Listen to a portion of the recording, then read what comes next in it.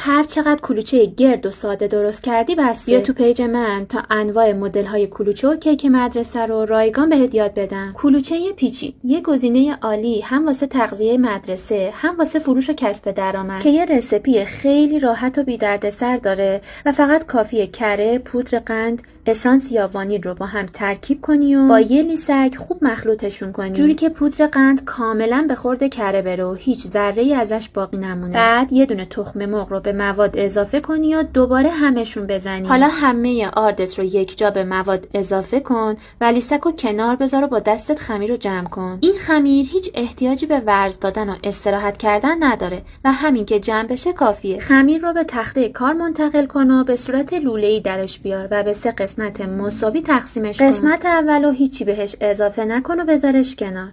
به قسمت دوم نصف قاشق مرباخوری کاکائو اضافه کن و خوب ورزش بده تا یک دست بشه. و به قسمت سوم هم 2 قاشق مرباخوری کاکائو و 2 قاشق غذاخوری روغن مایع اضافه کن. حالا 3 قسمت رو با هر اندازه‌ای که دوست داری چونه بزن.